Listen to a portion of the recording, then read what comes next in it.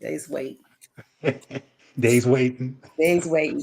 Hey, Black Boxes. First, I want to apologize. Good evening. All right, we're in the box. I'm in the box in South Carolina, so it's beautiful weather down here, but we're having some connectivity issues. So I want to apologize to the folk. Listen, sorry about the delay, but now we ready to play. So it's on and popping right now. I'm Queen. I'm a host at Black Box Radio. We are a multimedia platform illustrating Black excellence. We platform Black people. We expose Black genius. And more than anything, we humanize the Black experience, but also disseminate information to the Black community and to all communities. And we do that 6 to 8 times a month. Please check us out at blackboxradio.com. Also, go on our YouTube. Please go on our YouTube and subscribe to our YouTube and see us on YouTube because I'm in Facebook jail right now. I stay on death row. So listen, I came home earlier today and they put me right back. They put me back on death row. So I'm back home on death row. So the most stable way to tap in with Black Box Radio is our YouTube channel, and that's at Black Box Radio. And please share, subscribe. Share, subscribe because we got to black up the algorithm so Black Box Radio can grow and we can box up and be Black and beautiful out here because that's what we do. So tonight, this is the bbR spotlight. This is actually, excuse me, the bbR pop up. We popped up and we popped in. Yesterday was April Fool's, and we in here with my friend, my brother, Dr. Cleo Manago. Say hi to the people, sir. Greetings, Queen. Greetings, watchers. How are you? I hope you're all well. I hope you're all enjoying your lives, and I hope Black people are loving themselves. I love it. I love it. So you feeling good tonight? Good. From 1 to 10, I'm probably about a 6.5. Hmm. That's a pretty heavy weight. We could take 6.5. So that's beautiful. We're glad you're feeling well. I'm feeling well, and I'm ready to get right in. So this is a pop up today. Dr.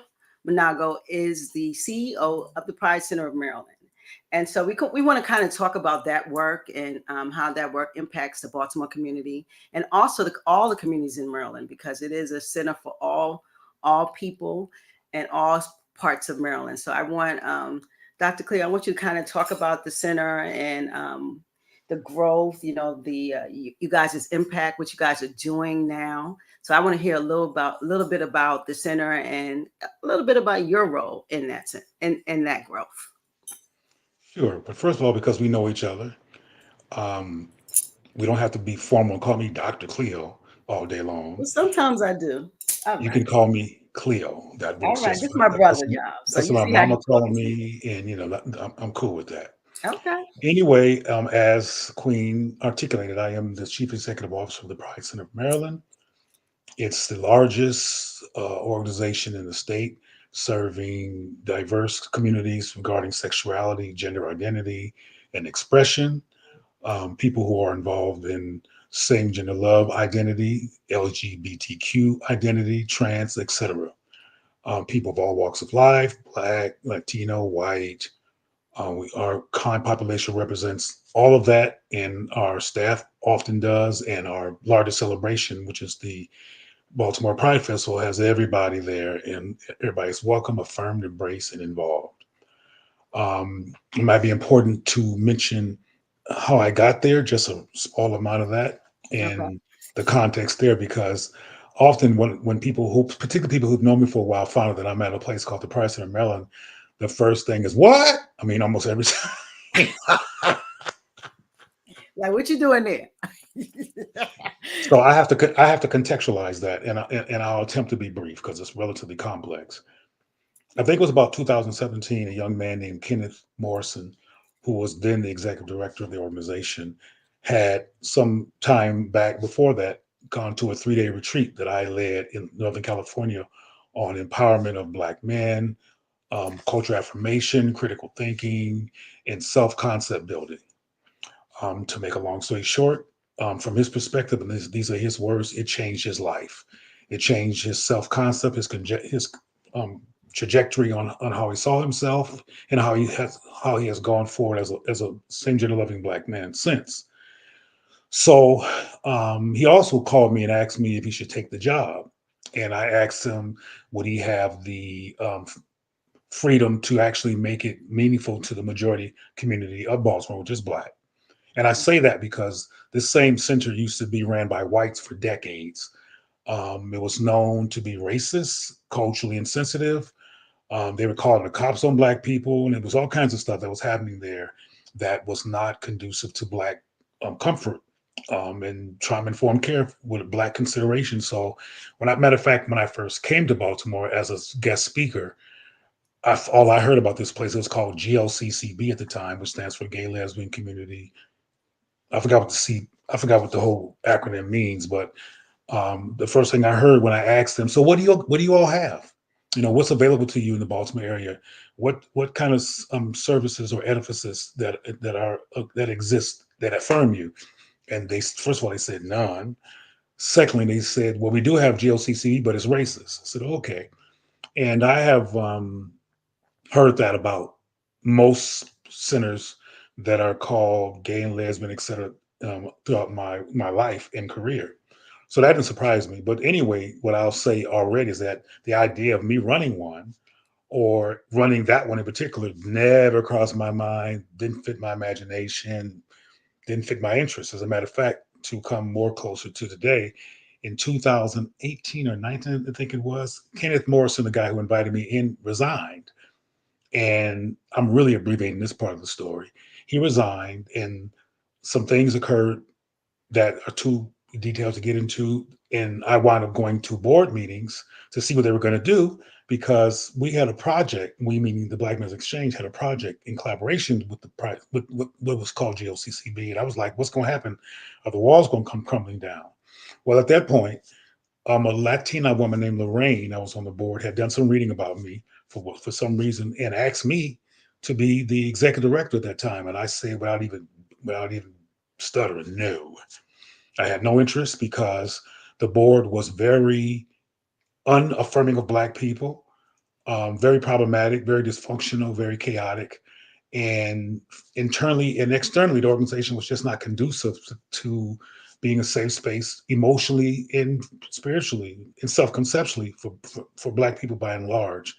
And with that board, I said, no. So now, cutting to the chase, in 2020, the organization was facing closure.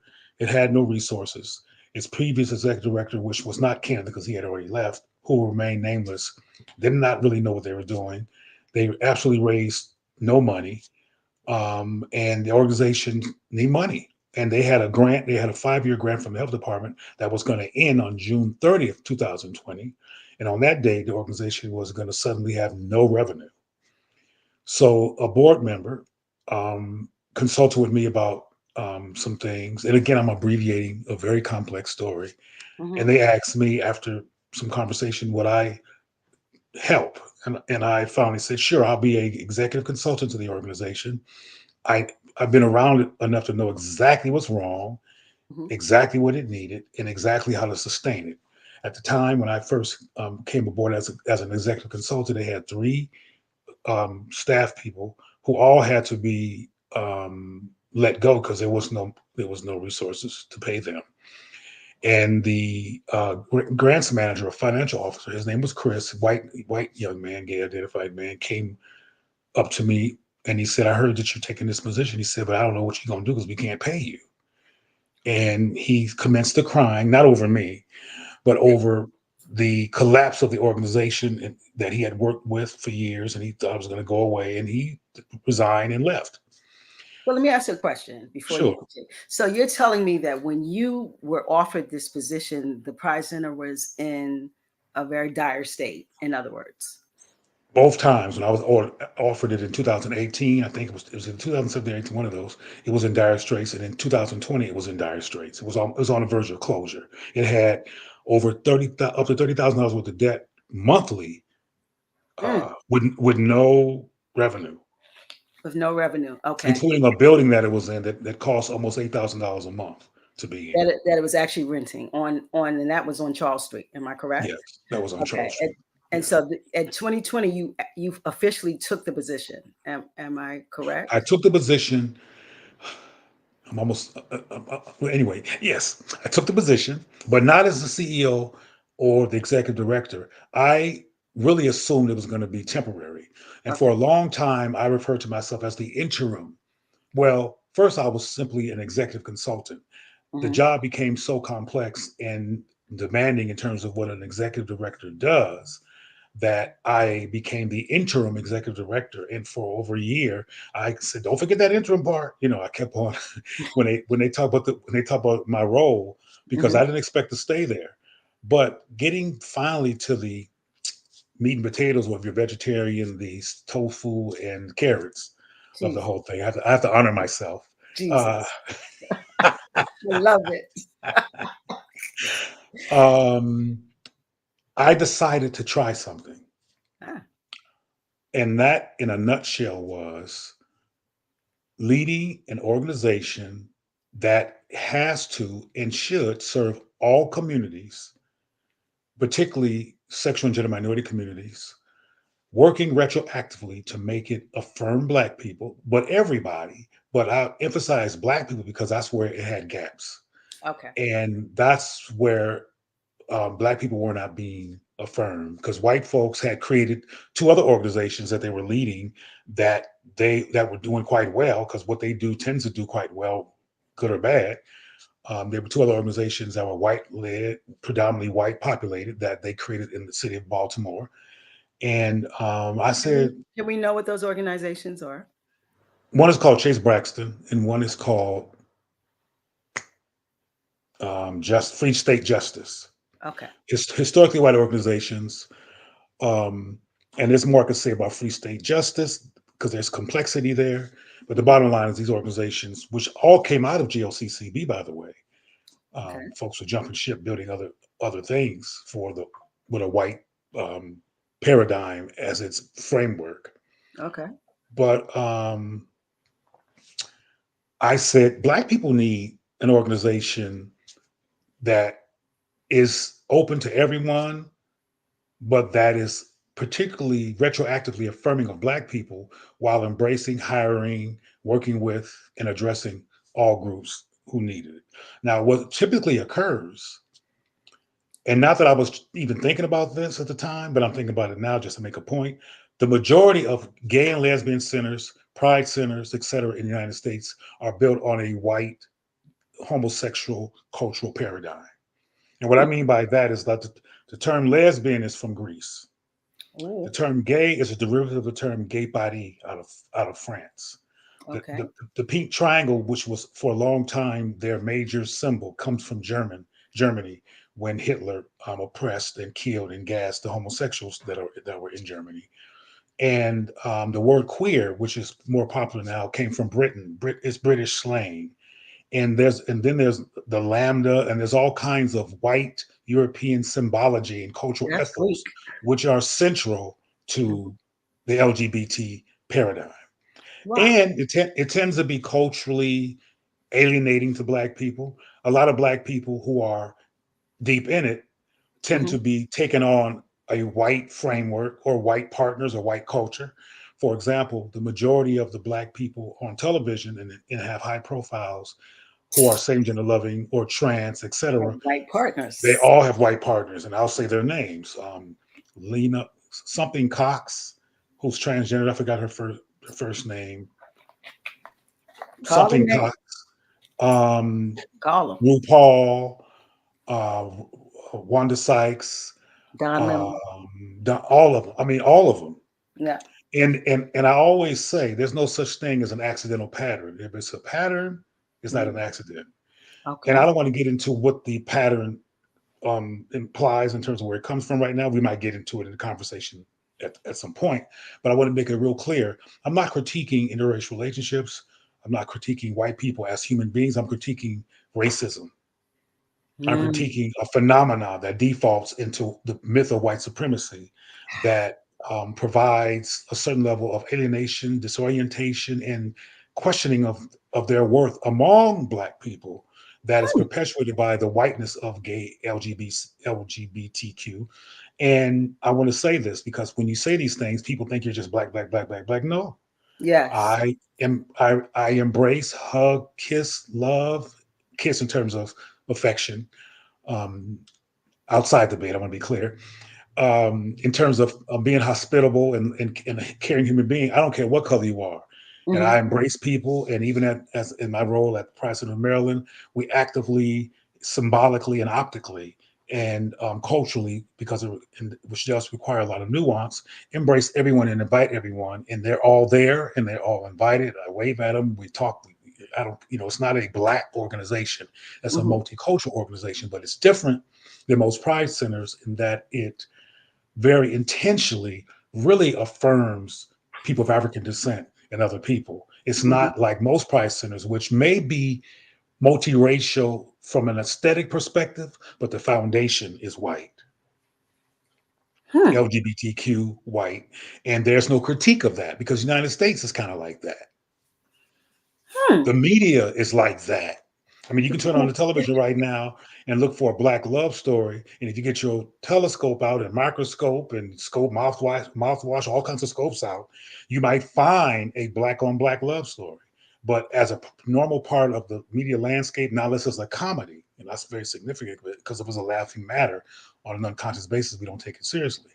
You could find white people falling into the metal and loving each other and having deep, profound, nuanced, dimensional relationships with the music in the back that makes your heart swell and all that kind of stuff all the time. But you almost never find juicy love between black people in the media. You might find it between a black person and a white person, but let's not get that confused. That's not the same thing as black on black love, which is what you're not seeing. Or So you have I say power, that empire. These shows about violence, but still have love in the shows. But it's never like a love story. That's what you're saying.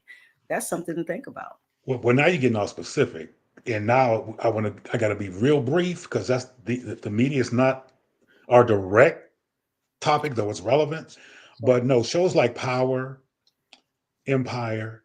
There's a new show called Black Mafia. BMore. They're all steeped in drug abuse, Yep. violence, destructive behavior. The N word is if they got paid per N word, they would all be zillionaires, and they're very, very stereotypical and a insistence on painting black men as criminals and black women as criminals. And I'll close with Power because Power did feature a black family, but guess what? The black man didn't love his black wife; he loved the white-looking Latina, and the black son's best friend was his white partner, not him. They were Ah. always fighting. And I'll close this by saying this is fiction. This Mm, is all made up. These people don't exist, but it's dramatic storytelling that does have an impact. it does. Yeah. It does.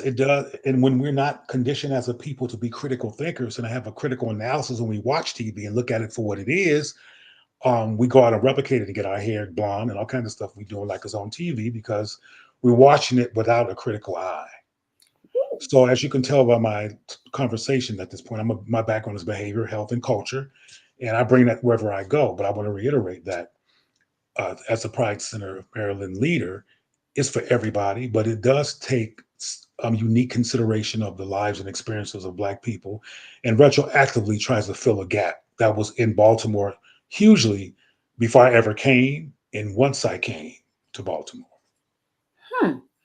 So when it says Pride Center, because Pride is always attributed to the LGBTQ community and or the gay community, what how does that gap with heterosexuals and that type of is are they welcome in the center? Is that something that you guys address, like relationships with heterosexuals? How does that work when it comes to the Pride Center?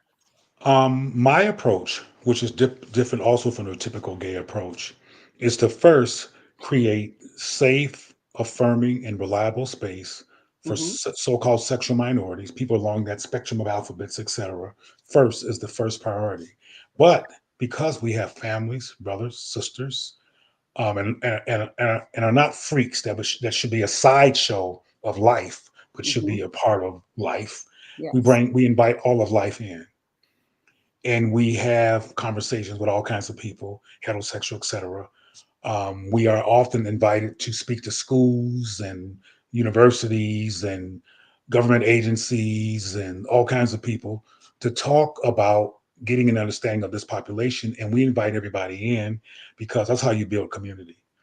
If you don't want to be a freak show or a sideshow, you have to not be that. You have to create a space that it actually invites everyone, but Yes. that is uniquely safe for the diverse sexual and gender minority community. So my work, even before I came to become, always eventually invited heterosexual people and all people, because I think it's important to build community. You cannot reduce ignorance, hostility, and even violence by distance. You have to dehumanize, excuse me, you Let's have be to alone. rehumanize and humanize each other and make the space for us to fathom and understand and engage our differences so we can stop othering each other.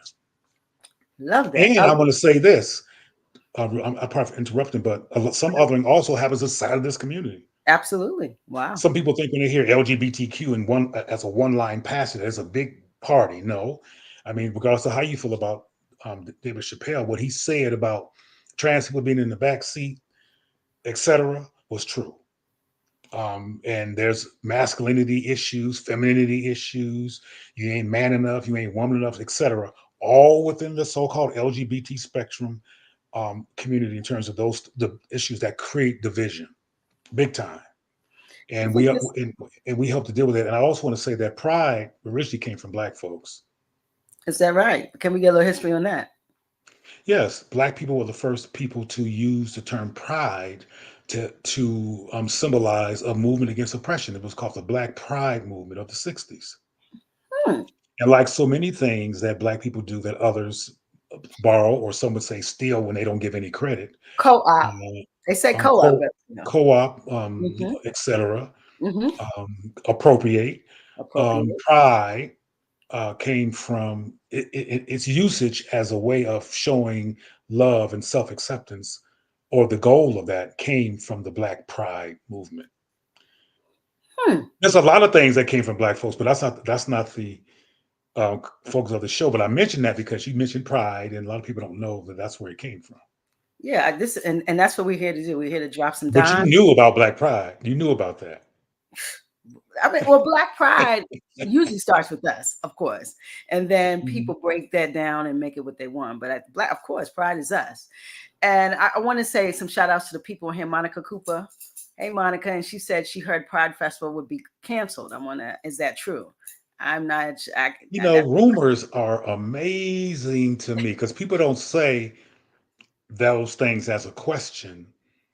They say, "I heard it was canceled." No, it's not even she remotely said. canceled. Is that true? So it is a question for her. Let me ask her. Where did she hear that? Well, it's well, maybe yeah, maybe you could drop that in the comments, sis, where you heard that. But I'm just dropping what she said. Ronnie Ellington, my sister, she said, "Hey Queen, hey Cleo, love you both." Um, and Denise Johnson says, "Big respect to you, Dr. Cleo." And Monica Thank said you. again, she's loving this commentary. So maybe she'll drop in the chat, particularly where she heard that from. Yeah, And I want to because say to guys, listen, let me say one thing. We are in Facebook jail. I just got out this morning and they look like they let this video through and I'm about to leave Facebook. So if you want to hear the rest of this video, because they're not going to be able to use this commentary because Dr. Cleo is a powerhouse, we're going to drop some jewels and we're going to give you tools. So please come over to YouTube, Black Boxx Radio. That's BLAKBOXXRADIO. Please come there to continue hearing this lovely commentary. Go ahead, Dr. Cleo. Didn't want to disturb you. Go ahead. okay, I don't remember what I was getting ready to say, but I think it was something about well, I could remember that what I was going to say because there's a lot on my mind. But I just want to reiterate that it's important to understand that you can have self-respect as a Black person. You Mm-hmm. cannot be trying to be white. You cannot be trying to um, demand that white people be in your bed. You cannot. You can actually feel good about who you are, love and embrace yourself, and care about other people, Okay. You and can. build an organization that invites and celebrates and includes all kinds of people. And I have to say that because another thing that's unusual about me, and this may be controversial to say, but I don't know what else to say, Say it. is that not only are most of the famous same gender loving and gay identified Black people in media tend to be with white partners, but most of the Black people in the United States who are heading up similar projects, they are basically inadvertently, because they really are sincere about what they're doing, using a white frame of reference, queer, and all that stuff, and putting a black face on it instead of re- re- reaffirming, repairing, and affirming themselves as people of African descent who are same gender loving, etc. They're bringing that paradigm, and in my opinion, inadvertently re-implying the myth of whiteness being the be all end all, Yeah, and where we all should go for to drink. it's the And I standard. think, yeah, Yeah. and I think the drink should be a mixed drink, Well, if you or want to hear sometimes, my drink is blacked up. Even the yeah, ice, black. and you That's should be able to, and you should be able to have that without people thinking they hate white people. That's a very racist impulse, yeah. You don't hate a white people unless you very love yourself. destructive impulse, and that kind of self-conscious about that impulse gets in the way of our capacity to be authentically black and Mm, autonomously black, because we're mm, worried about what white folks are going to say. mm-hmm. And I'll end that by saying I don't worry about what they say, and that bothers some people. That makes some people uncomfortable, white mostly, but also among black people who are not used to that level of freedom in a black body. Mm. You better And it say. makes it makes them very uncomfortable, and they get mad and angry and get involved in destructive rumors about me and stuff instead of engaging me because they can't fathom me. And that's one of the sad side effects of being a fully present, self comfortable or actualized black person whose blackness is not negotiable. Ooh, listen, you just dropped 10 jewels right there. I love it. Listen, I want to go. Cleo, I love it. I love what you just said. Self actualize. Black. I love that. So I want to ask you a question more about let's get back to PCOM a little because I want to talk about I definitely want to talk about the reach and what you've been able to do at PCOM. Because what we've heard is PCOM was at a state of disrepair. It was about to close. It was in a dire state. You guys are now in a new building. You're growing immensely. And I want to hear about some of your contributions to that because that should be celebrated. So let's hear that and then we will continue. Okay, and thank you, Queen, for making that request, because due to the anti-blackness, fear of a black planet, if you will, mentality that's all over the place. I'm going to tell you what I've accomplished, but I'm going to preface it with if I was whiter or lighter or even more feminine, Ooh. um, I will be on the front cover of the newspaper of having saved the organization, or the miraculous turnaround of the Pricing of Maryland that was historically troubled and struggling and blah blah blah. But it's not like that anymore, though people are trying to make it like that again because of the hateness that I referenced in passing earlier.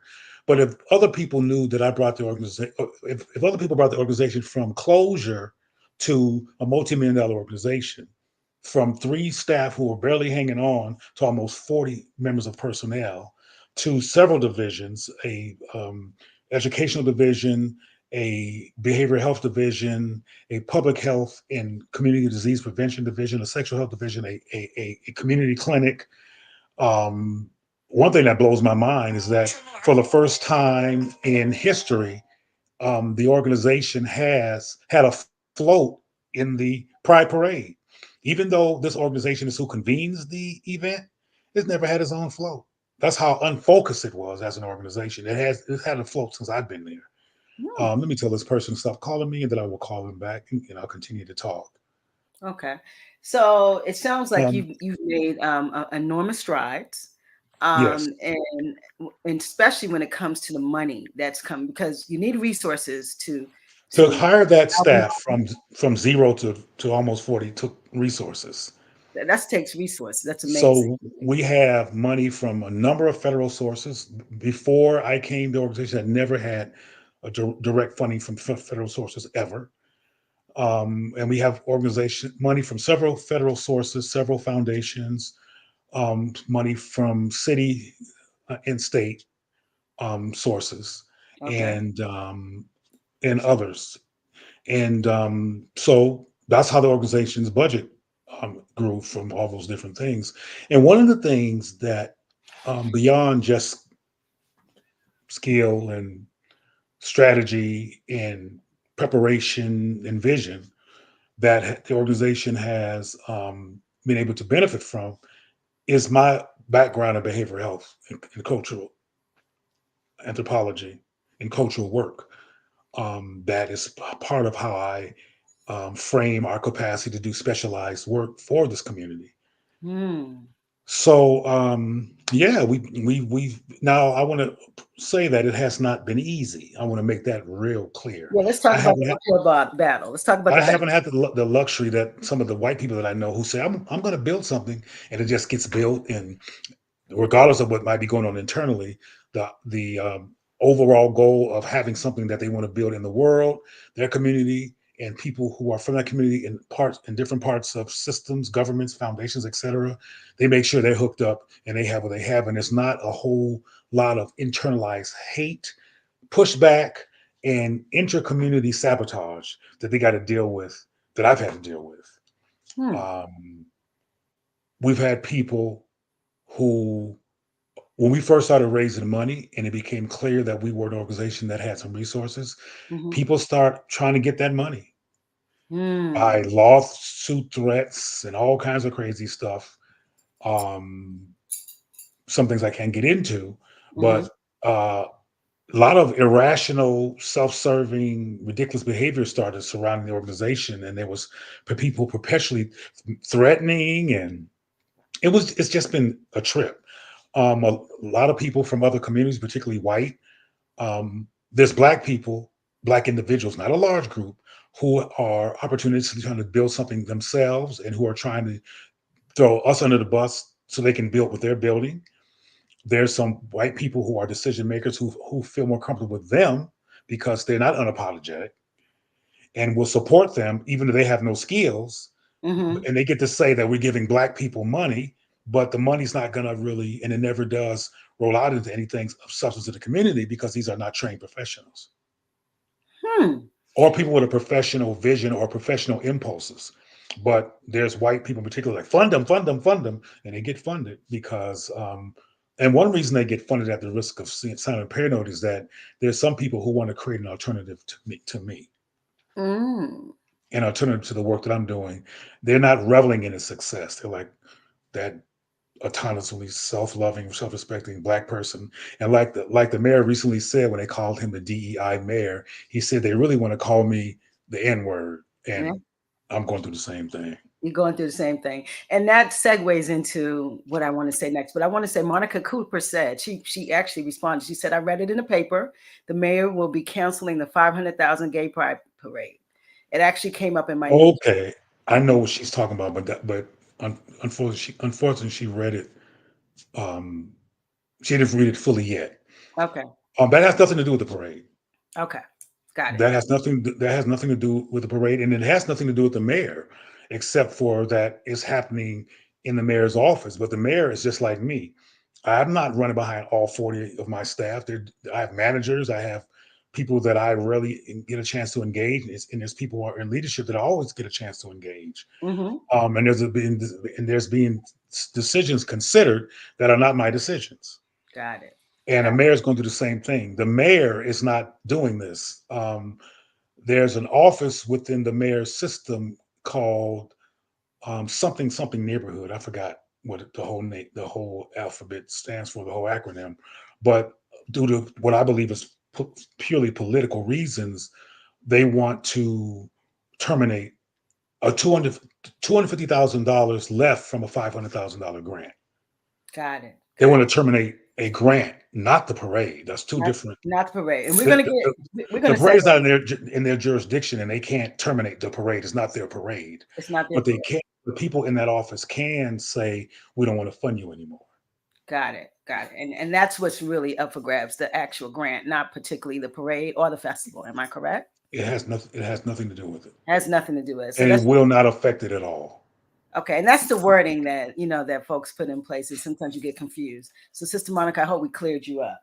And so I want to kind of segue into you saying like, the mayor being called the DEI mayor, and now you the DEI CEO. And I want folks to understand that the mayor is duly elected. And so you can't be DEI if someone elects you. And if we don't like him, he'd be duly unelected. come in or the. white people's propaganda is effective. It's very You might effective. It's not you true. might not like them. They might not like them. So what we want to talk more about Black leadership and Black male leadership and the humanized, just we want to humanize that, because I think Black male leadership is being attacked in ways that sometimes people believe, because Black people, Black men and Black people are caricatures of white folks' thoughts of us. So can you Absolutely. kind of expound on that? Well, I'm going to attempt to keep it relevant to the topic so I won't sound too tangential. Mm-hmm. Um, Individuals inside of the mayor's office, some who are not black, have made a recommendation based on their perspective that a grant that was given to the price of Maryland based on a competitive process, that we were one of the winners based on our proposal, um, has recommended that our grant be terminated. And I can't get into the explicitness that I would like at this point, because we have a hearing tomorrow morning, and I don't want to spill the beans. I want to bring the issues I'm going to bring to that body and have them deal with them. There's people who are so serious about their devilment, they'll hear this and use it as ammunition to try to prepare themselves, and I'm not going to give them that. Mm-hmm. But I'll say this, that typically when an organization has some alleged challenges, Mm-hmm. not unless they're completely non-performing or completely wrong and doing things that are unethical or financially problematic or something like that, Mm-hmm. that's severe. They Okay. usually are do not lose the grant. They usually are, if you have any concerns, they offer technical assistance. Assistance, yes. As a matter, well, I won't say that. I was going to say, because anyway, they provide technical assistance, and they don't just do this. Also, there was a number of And isn't there a concern. process of explaining the issue and there? Typically, you work together to Yes, try to resolve it. That did not happen at all that didn't happen at during all. this. It did not happen at all. Okay. There's no technical assistance No offered. resolution, none of There that. was no resolution offered at all. They were saying that if you don't give us what I want, we're closing the grant. It was very hostile, and it Hmm. was very unwilling to actually collaborate and resolve at all. Okay. It was literally hostile. So, without getting into the gory details, the bottom line is that some behaviors, perspectives, innuendos, and racism, in my opinion, help to make them make this unjust, over the top decision. Because I'll close this particular part of your question with, we are a performing organization. We have seen hundreds, including under this very grant that they're talking about taking away. We have seen hundreds of people. We've done work with lots of Baltimoreans, and it's not like we didn't perform. So the reason to take it away, it doesn't make any sense historically. Okay.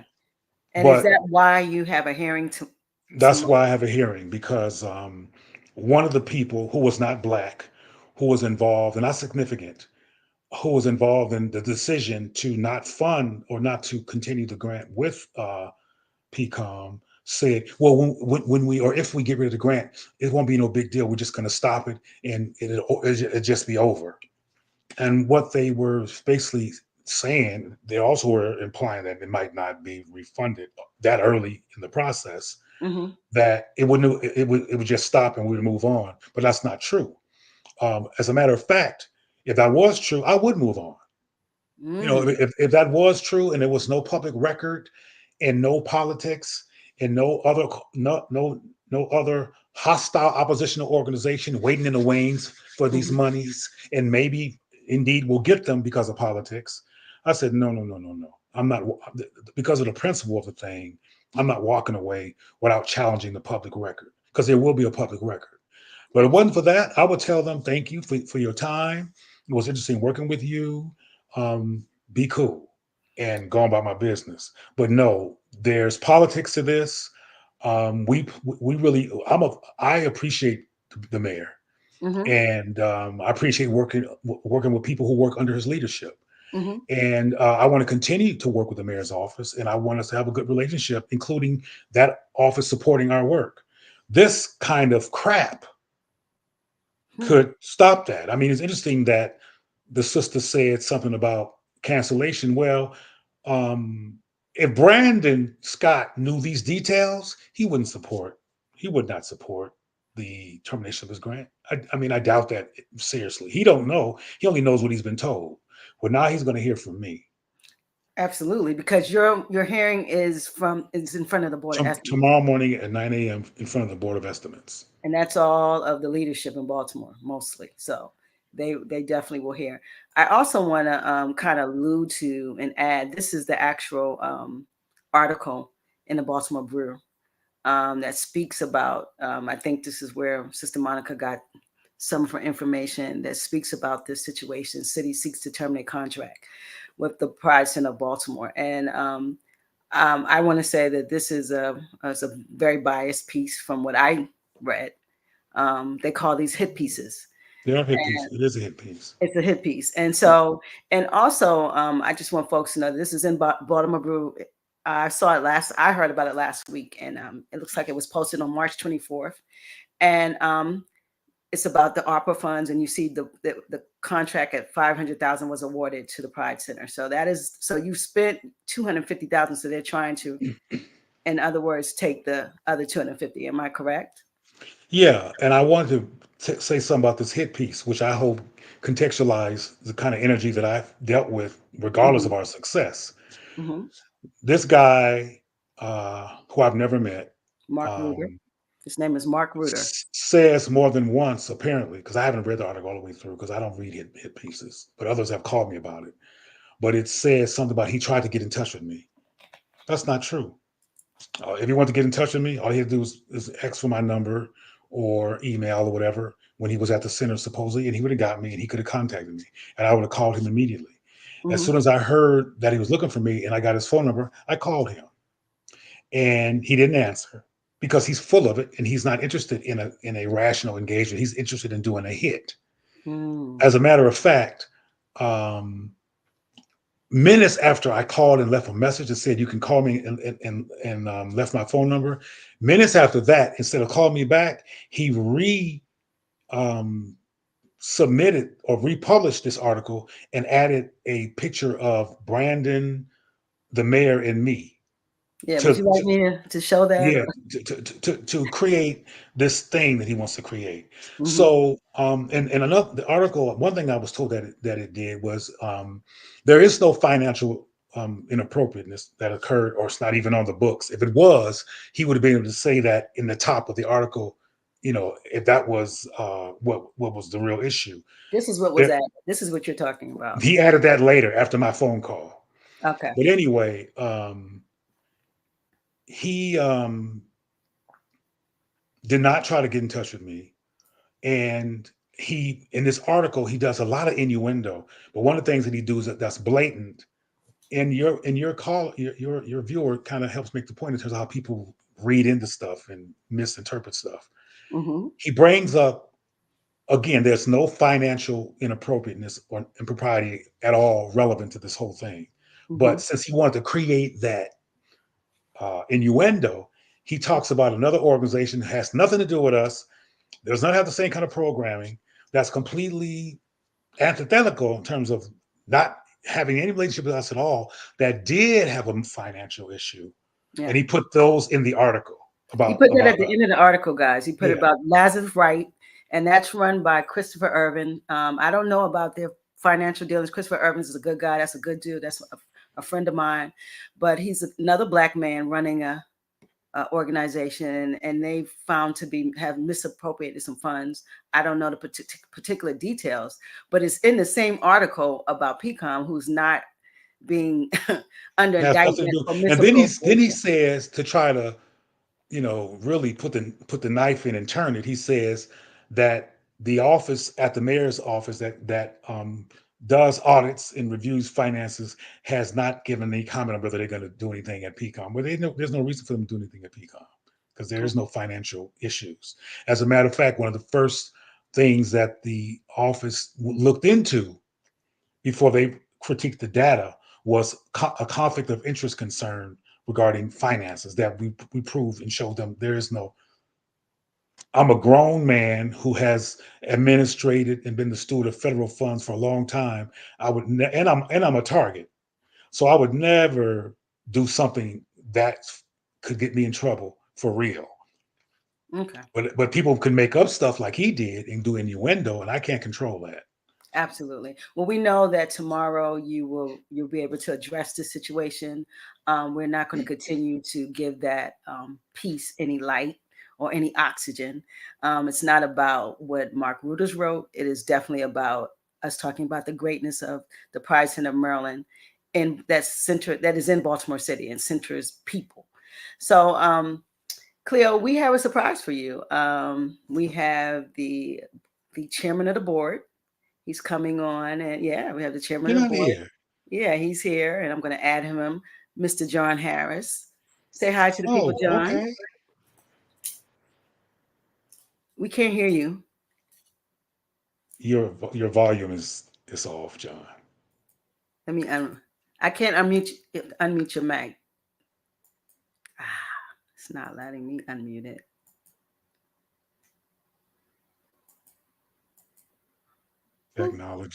Technology. John, can you unmute your mic, please?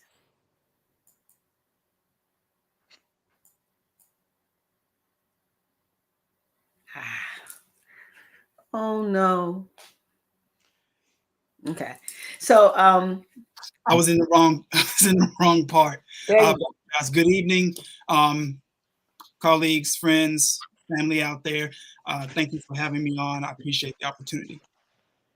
Well, we're so glad to have you, and we've having a wonderful conversation with Cleo about, of course, the Pride Center and its achievements, its valleys, its triumphs. It's been an uphill battle, and how Cleo has brought this center to a great place that it's in today.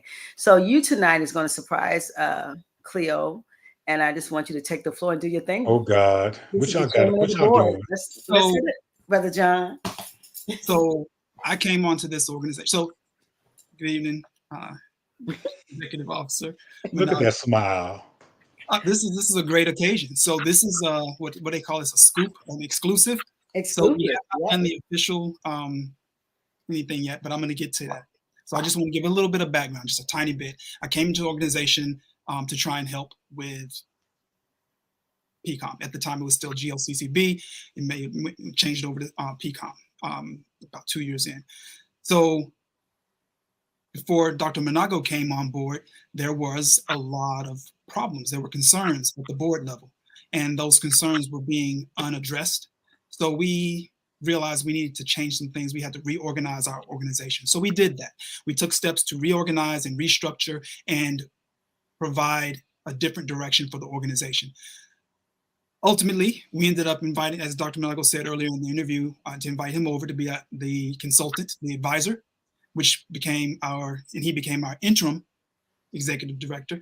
And through his hard work, perseverance, commitment, his connections, his just professional acumen and stalwart greatness, he was able to bring us not only out of a space where, I'm gonna get a little real with you, we were bouncing checks. Oh, wow. So he brought us out of that and into a new space. He brought us from $600,000, $700,000, $800,000 budget. Now we're at over $3 million. We're stable, we're present, and he did this on the back end of the pandemic. So when he came in as the advisor, we were right at the front end of the pandemic, and he came in that summer. So on behalf of the board of the Pride Center of Maryland, I'm pleased to announce our decision to uplift and celebrate our Chief Executive Officer, Dr. Cleo Manago, by presenting him with our inaugural Excellence in Leadership Award for the Pride Center of Maryland. This has not been announced out yet. So before all the previous conversation you all had, this was already in discussion at the board. And so it's unfortunate that it's overlapping, but we still want to celebrate Dr. Manago because of the work that he's done. It's been a hard, tough road dealing with some of the things that we've dealt with at the center, but he's brought us through that. We went from, as he mentioned, almost $8,000 a month rent to our own building, free and clear of any ownership. This is the first time that this organization has added its own building. And back then, I don't know if they had a mortgage or not, but we don't. So I'm going to take one moment and I'm going to say thanks to 43rd District Legislative State Senator Mary Washington. Yes. She helped make that happen. So partners like her and others that we've worked with and Dr. Manago's leadership have brought us to this point. We have our own building, we have a space, we have funders, we have sponsors, we have just a load of partners. And through his work, his dedication, and his leadership is where we are. So at the end of Pride season, come June, Dr. Manago will have been in an official leadership capacity for 4 years with the center. And so we are deeply grateful for the hard work, dedication, and just excellence that he's provided, not only to the organization, but to the team. So Dr. Manago, thank you. And official press announcement will be forthcoming, but this is just a little teaser to Black Box Radio to let you all have the scoop on that this is our celebration of our Chief Executive Officer. Congratulations. Well, I do appreciate that. And congratulations, Cleo. I'm speechless. You're speechless? Oh my Lord. Wow, that's great. That's great. And thank you. Thank you very much for the affirmation. That's all I'll say for now, so I won't get all, gooey on y'all. But it's been hard, and it's nice to be seen and get the affirmation. So thank you. You're welcome. Well, go ahead, John. You want to say something in closing? No, I was just saying thank you, and we look forward to continuing to support our Chief Executive Officer and continuing to provide the space and the partnership at the board level so that we can continue to support Dr. Manago and his team. Absolutely, absolutely. And this pop-up was definitely in response to the hearing on tomorrow, but more than anything, we wanted to kind of underscore the greatness at the Pride Center Maryland. I think as there's a lot of entities in the media that's white driven, and I'm a Black outlet. I'm Black centered, and we need to hear the other side, especially when the leadership is a Black male. And I wanted to give the other side some oxygen, a place where we can authentically express what's really going on. And then tomorrow, it's the hearing. So this is more or less a way to give the public another side, because it's articles being written. There's entities that are actually painting pictures that might not be true and actually correlating the Pride Center as misappropriating funds, and that's not true. So we want to kind of bring some truth to the matter and let the other side talk. And I think it's very important. And if Mark Reuters, if you want to come sit with me, brother, give me a call. You could sit too. But really, we wanted to first say we appreciate the Pride Center of Maryland. And this in Baltimore. This is a Maryland institution that actually services Maryland, and it's in Baltimore City. So we got to be proud of that. And we have a Black man that is at the helm, and a very active board that is diverse. So I just really appreciate both of you guys being on tonight. Cleo, you have all of our love and honor for tomorrow. We'll be in a room with you in spirit. And do you want to leave us with a jewel? We're about to get out of here. Give us a jewel, inspire us before you leave us. Well, that's a lot of pressure, especially right now. But I'll say that I invite our press to not simply, quote unquote, give an alternative perspective, but one that's not sensational. I mean, I don't need to get all accolades. If there's something to critique about me, or that I need to take a look at, or that where there's a gap or someplace that I can develop, I'm totally open to that. But articles like the one you reference are making up stuff. It's fictitious. It's meant to create the kind of confusion that we've already seen evidence of. And I've seen some evidence of it in other contexts. So I just want to let your viewers know that Black people in this predominantly Black city don't necessarily own the press. Ooh. And we don't necessarily have an independent, autonomous narrative. Our narrative, when it comes to large scale media, is filtered through white agendas and white subjectivity. Mm. That's why we're hearing about the mayor being blamed for a accident with a bridge, which has nothing to do with him. And Absolutely. now he's a DEI mayor and a blah blah blah. Yeah. It's the same leaps that they make because they're hateful, got issues, and they want to have absolute power forever. And anybody like myself, and to I think to a degree, Brandon, but like myself, who's not negotiating who we are, but being in our bodies as human beings who are Black and being fine with that, and Mhm. not code switching and acquiescing for other people to give them carte blanche to oppress us. We're not doing that. And unfortunately, that freedom that's taken by us is seen as a threat to others who will create these kind of ghost stories that can impact how things go in a political city, a very political city. Yeah. So thank you for the show. I've never done a meeting like this before. And they've given us no guidance. They've given us no times in which things are in any protocol. I mean, I have no idea how this is going to roll out, and they've given us none. And my assistant and my staff have been calling for Wow. some kind of run of program or No whatever. itinerary, nothing. No. Yeah, nothing. And unfortunately, when we tried to look at some of the filmed versions of these events, there was nobody protesting. So we don't know what a protest looks like. Mm. So I'm hoping, given how ridiculous the charges are, that we're able to do a thorough job in contextualizing what they have proposed or stated, because some things are true, some things are untrue, and some things have no context. And the things that are true are too minimal for this kind of decision. Mm. So we will see how it goes, and I hope these people that I've never met before are fair, and I'll do my best, despite long-term exhaustion, to be articulate, clear, and stay calm. I got to do that. I can't go into neck and hips land, you know. And I never do that anyway, though I did that really well just now as I was posing. Hmm. But that's not my style. I was just trying to bring some levity and make you laugh. Hmm. But I'm going to be, professional and appropriate, and address the issues and say our piece and tell the truth. Well, that's beautiful. And the Board of Estimates is it's they're leaders.